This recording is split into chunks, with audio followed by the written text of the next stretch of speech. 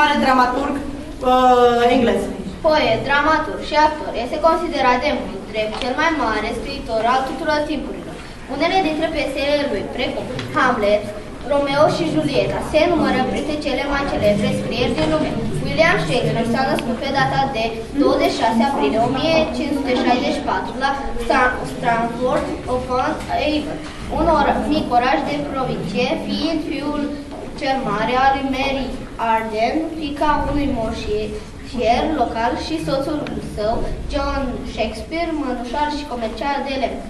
Există foarte puține informații despre primii ani de viața lui Shakespeare, ceea ce a dat naștere la interpretări. La vârsta de 18 ani, Shakespeare s-a căsătorit cu o fată din orașul său, Anne Hathaway, care avea cu 8 ani mai mult decât el.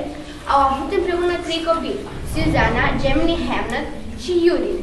Hamlet, unicul său fiu, a murit la vârsta de 11 ani. Din cauza asemănării numelor, unii bănuiesc că moartea sa a fost imboldul pentru crearea piesei lui Shakespeare.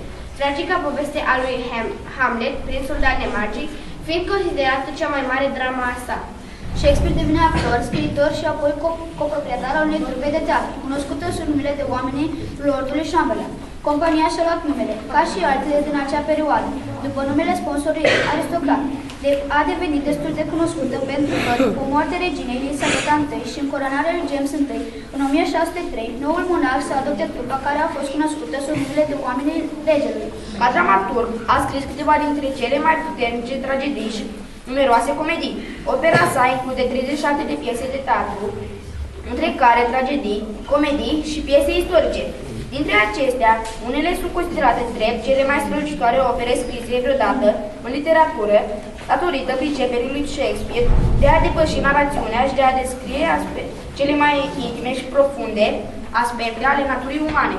Se crede că majoritatea operei a scris-o între anii 1585 și 1613, deși datele exacte și cronologia pieselor de teatru atribuite lui nu se cunosc cu precizie. Shakespeare era înzestrat un vocabular uriaș pentru vremea lui. În piese sau 29.066 de cuvinte diferite, având în vedere faptul că în zilele noastre un vorbitor mediu de engleză folosește aproximativ 2000 de cuvinte curente. Printre cele mai cunoscute piese putem aminti Doi gentlemen din Verona, Visul unui nov de vară, Neguțătorul de Veneția, Îmbluzirea Scorpiei, Romeo și Julieta, Iulius Cezar, Macbeth, Hamlet, Regele Lear, Otelo, Antoniu și Cleopatra. De asemenea, a scris 154 de sonete și numeroase poezii. În 1609 se publică sonetele, poezii de dragoste, dintre care 126 sunt închinate unui tânăr denumit Frumos Stăpân, iar restul de 28 închinate presupusei sale amante, o doamnă brună, The Dark Lady. O admirabilă traducere în limba română a sonetelor aparține poetului Gheorghe Tămăzei. Shakespeare s-a retras prin 1611 și a murit în 1616, pe 23 aprilie, care este probabil motivul tradiției de a plasa data nașterii în aceea zi.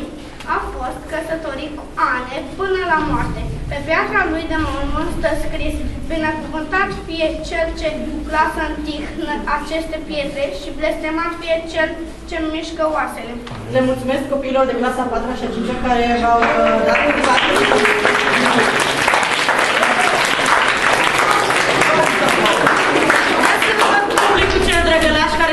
Toți engleză cu mine, cât de atenți ați fost, că în anii trecuți n-am putut să-i trag de urechi pe cei din public. Și acum, ia să văd cine a reușit să rețină câți copii a avut Shakespeare. 4. 3. Cine dă mai puțin, cine dă mai puțin? 3. Unicul său băiat a murit. Thank you, Georgia. La vârsta de 11 ani. La vârsta de 11 ani, ok. Cine îmi dă câteva exemple de piese de ale lui Shakespeare? Au fost menționate aici. Romeo, Hamlet, Romeo și Julieta. Altceva? Arthur și Cleopatra. Antoniu și Cleopatra. Doi gentlemen din Verona. Îmblăzirea Scorpiei. Avem aici o ofertă din tractor. Ok. Le mulțumesc încă o dată copiilor. Am să vă puftesc și pe voi în public. Bravo. Și în continuare, vă invităm la ceea ce cred eu că reprezintă esența spectacolului de astăzi. Pentru că, după cum ați auzit, fetele, după cum ați auzit de la copilașii care au stat aici, Shakespeare a scris și sonete, a scris și piese de teatru, a scris poezii, dar în special el este cunoscut cel mai bine pentru piesele pe care le-a scris. Câteva dintre ele tocmai le-am menționat. Este cunoscut ca cel mai mare dramaturg englez și unul dintre cei mai mari dramaturgi din literatura mondială. Cine n-a auzit de Romeo și Julieta și alte piese, cu ocazia acestui moment ați auzit și voi de multe altele. Și vreau ca în continuare să dau startul la comedia pe care am plănuit-o noi pentru astăzi, și anume Îmblânzirea Scorpiei, cea despre care am discutat puțin mai devreme. Da? Din momentul ăsta să vă rog să existe liniștea cea mai mare. Da? Vă dau un indiciu, asta este cea care este în română. Deci vreau să auziți, pentru că aici dialogul este totul. De asta am și făcut-o în română, pentru că am considerat că această tachinare între cele două personaje principale trebuie să fie înțeleasă de toată lumea. Dacă ar fi fost în engleză, n-ar fi fost gustabilă. Dar așa, sper că o să reușiți să o urmăriți mult mai bine. Okay? Deci vă rog să fie liniște, pentru că cei care sunt actorii noștri au nevoie de concentrare. Va începe Andreea să vă spună cam ce se întâmplă la începutul piesei. Ceea ce avem noi este undeva la mijloc. Okay? Vă rog un pic de răbdare. Îmblânzirea Scorpiei. Un tânăr bogat, pe nume Lucentio, ajunge în orașul italian Padua pentru a învăța la universitatea locală. Prioritățile lui se schimbă atunci când o vede pe Bianca, o tânără frumoasă și blândă, de care Lucentio se îndrăgostește imediat. Sunt două probleme. În primul rând, Bianca are deja 2 pretendenți. În al doilea rând, tatăl Biancăi, un bătrân bogat pe nume Baptista, a spus că nimeni nu îi poate face gură de Biancăi până când prima lui fiică, irascibila Catherine, nu se căsătorește. Problema lui Catherine este rezolvată pentru pretendenții Bianca atunci când Petruchio, un tânăr privit din Verona, ajunge în Padua pentru a-și găsi o soție. El intenționează să se căsătorească cu o femeie bogată și nu îi pasă cum este ea atâta vreme cât ea îi va dărui o avere. Acceptă să se căsătorească cu Catherine fără să o vadă. În ziua următoare, el merge acasă la Baptista pentru a o cunoaște și au un duel înspăimântător de cuvinte. Vă invităm să-l urmăriți.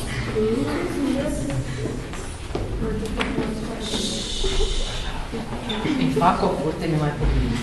De începe să mă înjurec, îi spun că are glasul de pare. De s-o încrunta, îi spune că are gândirea mai limpede ca roza dimineață și albe roz. Iar de rămâne mută și nu mai scoate o fosfor, îi voi lăuda aleasa elocințe fermecate. Iar dacă mi-arată ușa, îi voi mulțumi ca și când mai pot să stau o săptămână alături de dânsa. Și dacă în niciun caz nu va vrea să se mărite, o voi întreba în care zi ar vrea să facem nuntă.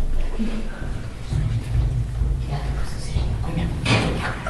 Fitat!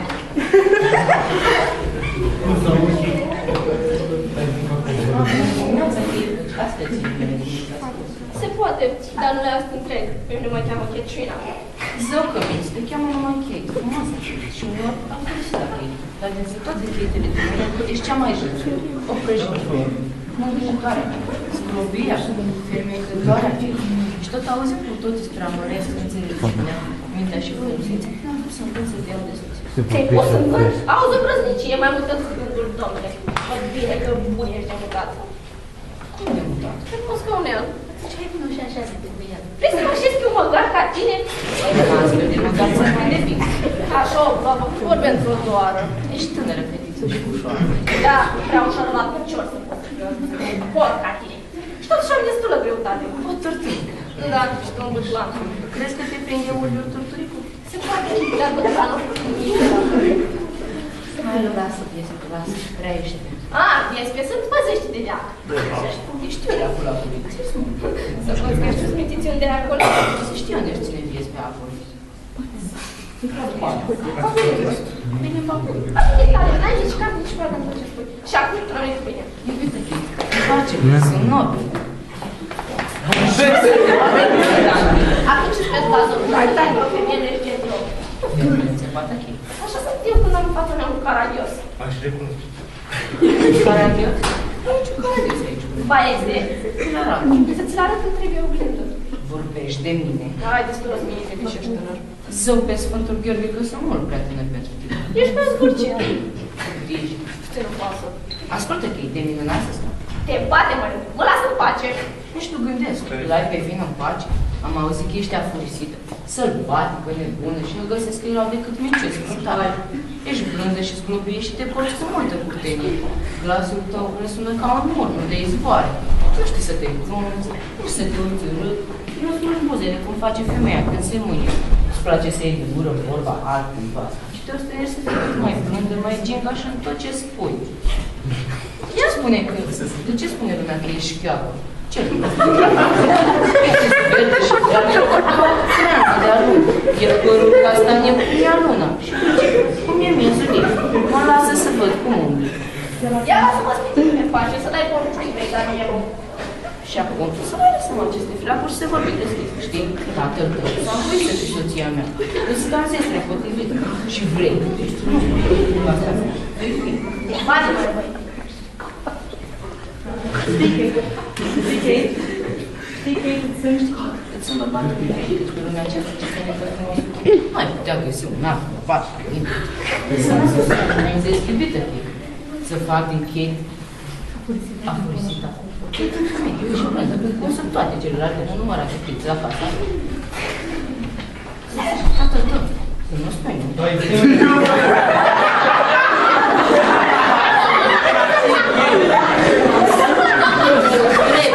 Vreau să iau pe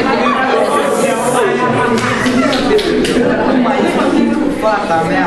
Signore, și putea să fie Ei, fata mea, cum? Tot ești supărată? Ia la mă, dai. Hai, nu ești supărată.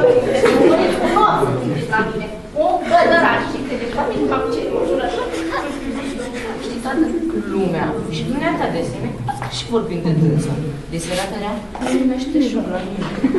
E blândă și duioasă, precum o dimineață însorită. Răbdare are câte vreți. Într-un cuvânt, nu pot decât să ne căsătoriți la vremea aceasta. Te-aș vedea că mai bine spânzurat. Eu am ales-o pe ea, doar pentru ce veți împotrivite sunt pe placul ei și ea pe al meu. Noi, între noi, am hotărât să fie rea în ochii lumii. Am hotărât să fie rea în ochii lumii. Nu-i cu putință să vă spun cât mă iubești, s-a agățat de gâtul meu, mi-a dat atâtea sărutări și mi-a făcut atâtea jurăminte de iubire. Voi, ca începător, nu știți când un bărbat și o femeie sunt singuri, cum ajunge să îmbrânzească o scurcă, chiar omul cel mai slab.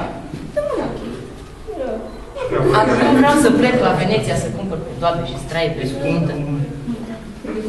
Pregătește-o spăsutat. Să invit și musafiri. Caterina va fi cea mai frumoasă dintre toate. Nu știu ce să mai spun. Hai, dați mâna voi doi. Dumnezeu să te țină în pază. S-a hotărât. Tată, scumpa mea să vă las și la Veneția pornesc. Noi mult până duminică și vreau să avem inere și nestemate. O sărutare. Cum ne-am duminică? Am uitat să dau frate.